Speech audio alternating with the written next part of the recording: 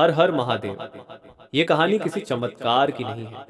ये कथा किसी ऐसे पात्र की भी नहीं है जो अचानक सब कुछ छोड़कर हिमालय चला जाए।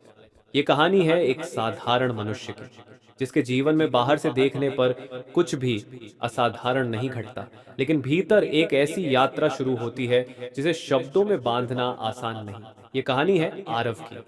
आरव कोई साधु नहीं था, न ही कोई महान ज्ञानी। वह शहर में रहने वाला एक सामान्य व्यक्ति था। सुबह उठना, काम पर जाना, भीड़ में फंसना, फोन देखना, थक कर लौट आना, उसका जीवन भी वैसा ही था जैसा लाखों लोगों का होता है। लेकिन एक फर्क था जिसे वह खुद भी ठीक से समझ नहीं पाता था। उसे शोर अच्छा नहीं लगता था। बचपन से ही ऐसा था। जब घर में मेहमान आते और बातें तेज हो जाती, वह चुपचाप अपने कमरे में चला जाता। स्कूल में जब बच्चे हंसते चिल्लाते, वह खिड़की के पास बैठकर बाहर पेड़ों को देखता रहता। किसी ने कभी ध्यान नहीं दिया। सबने यही कहा, यह लड़का थोड़ा शांत स्वभाव का है। समय बीतता गया। आरव बड़ा हुआ। जिम्मेदारियां बढ़ी।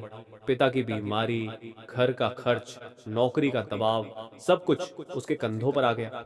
वह शिकायत नहीं करता था, लेकिन भीतर कहीं एक भारीपन हमेशा बना रहता था, जैसे कोई प्रश्न हो जिसका उत्तर नहीं मिलता। कभी कभी रात को जब सब सो जाते, वह छत पर चला जाता, आसमान की ओर देखता, चांद को देखता। बिना किसी कारण उसकी आंखें नम हो जाती। वह खुद से पूछता, आखिर मैं क्या ढूंढ रहा हूं? उसे भगवान से कोई शिकायत नहीं थी, न ही कोई मांग। वह बस एक अजीब सी थकान महसूस करता था, जीवन से नहीं बल्कि जीवन के शोर से। एक दिन की बात है। ऑफिस से लौटते समय भारी बारिश होने लगी। सड़क पर जाम था। लोग चिल्ला रहे थे, हॉर्न बज रहे थे। आरव भीगता हुआ बस स्टॉप पर खड़ा था। तभी पास के एक छोटे से मंदिर से घंटी की आवाज आई, बहुत हल्की, बारिश में दब सी गई। वह आवाज किसी ने शायद नोटिस भी नहीं की होगी, लेकिन आरव का मन जैसे वहीं ठहर गया। वह बिना सोचे समझे मंदिर के भीतर चला गया। मंदिर बहुत साधारण था। न कोई बड़ा पुजारी, न भीड़। एक कोने में शिवलिंग था, ऊपर से पानी टपक रहा था। न फूलों की माला, न धूप का धुआं, बस शांति। आरव वहां बैठ गया। उसने आंखें बंद नहीं की। उसने कोई मंत्र नहीं बोला।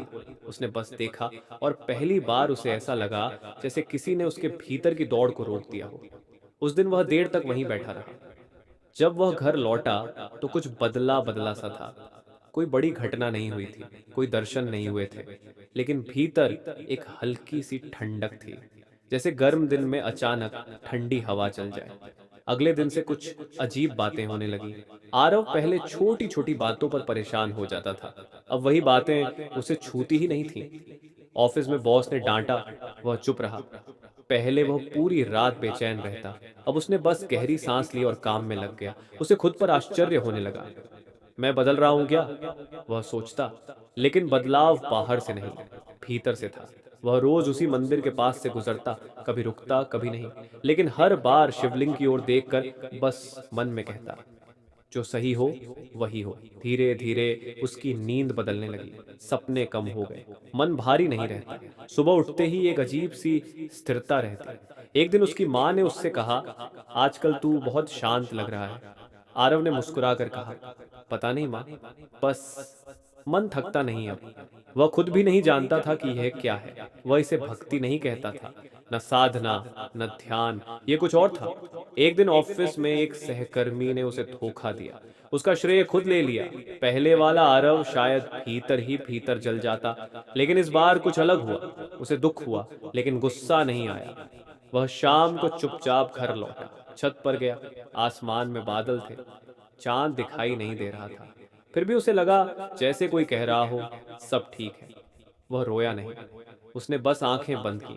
उस रात उसे सपना आया। वह किसी ऊंचे पहाड़ पर खड़ा है, चारों ओर सन्नाटा, ठंडी हवा, कोई चेहरा नहीं, कोई आवाज नहीं, बस एक गहरा मौन। नींद खुली तो उसका मन हल्का था।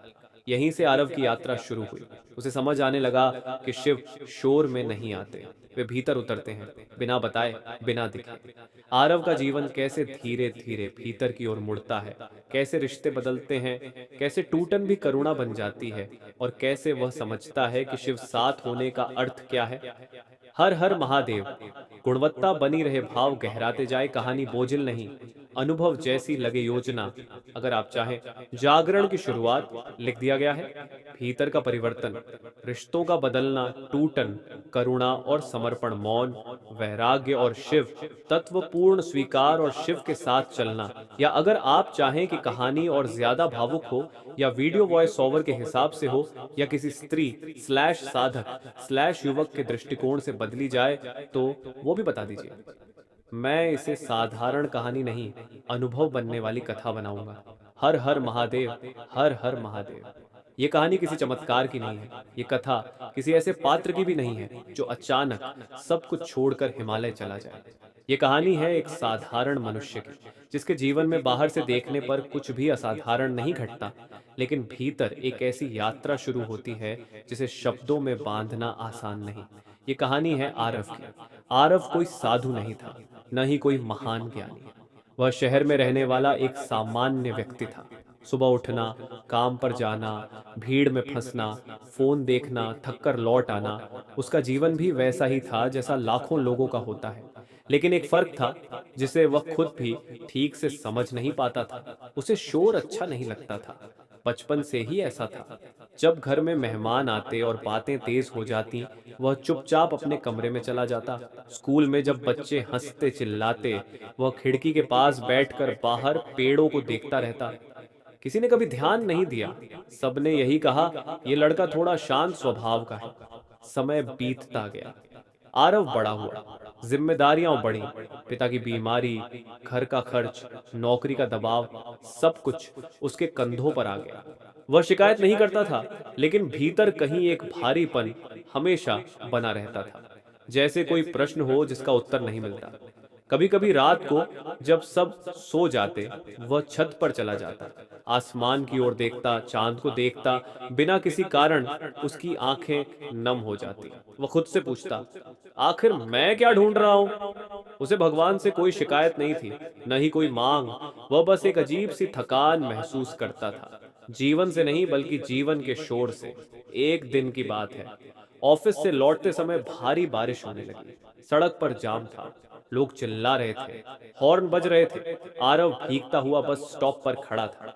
तभी पास के एक छोटे से मंदिर से घंटी की आवाज आई, बहुत हल्की, बारिश में दब सी गई। वह आवाज किसी ने शायद नोटिस भी नहीं की होगी, लेकिन आरव का मन जैसे वहीं ठहर गया। वह बिना सोचे समझे मंदिर के भीतर चला गया। मंदिर बहुत साधारण था, न कोई बड़ा पुजारी, न भीड़। एक कोने में शिवलिंग था, ऊपर से पानी टपक रहा था। न फूलों की माला, न धूप का धुआं, बस शांति। आरव वहां बैठ गया। उसने आंखें बंद नहीं की, उसने कोई मंत्र नहीं बोला। उसने बस देखा, और पहली बार उसे ऐसा लगा जैसे किसी ने उसके भीतर की दौड़ को रोक दिया हो। उस दिन वह देर तक वहीं बैठा रहा। जब वह घर लौटा तो कुछ बदला बदला सा था। कोई बड़ी घटना नहीं हुई थी, कोई दर्शन नहीं हुए थे, लेकिन भीतर एक हल्की सी ठंडक थी, जैसे गर्म दिन में अचानक ठंडी हवा चल जाए। अगले दिन से कुछ अजीब बातें होने लगी। आरव पहले छोटी छोटी बातों पर परेशान हो जाता था, अब वही बातें उसे छूती ही नहीं थी। ऑफिस में बॉस ने डांटा, वह चुप रहा। पहले वह पूरी रात बेचैन रहता, अब उसने बस गहरी सांस ली और काम में लग गया। उसे खुद पर आश्चर्य होने लगा। मैं बदल रहा हूं क्या, वह सोचता, लेकिन बदलाव बाहर से नहीं, भीतर से था। वह रोज उसी मंदिर के पास से गुजरता, कभी रुकता कभी नहीं, लेकिन हर बार शिवलिंग की ओर देखकर बस मन में कहता, जो सही हो वही हो। धीरे धीरे उसकी नींद बदलने लगी, सपने कम हो गए, मन भारी नहीं रहता। सुबह उठते ही एक अजीब सी स्थिरता रहती। एक दिन उसकी माँ ने उससे कहा, आजकल तू बहुत शांत लग रहा है। आरव ने मुस्कुराकर कहा, पता नहीं माँ, बस मन थकता नहीं अब। वह खुद भी नहीं जानता था कि यह क्या है। वह इसे भक्ति नहीं कहता था, न साधना, न ध्यान, ये कुछ और था।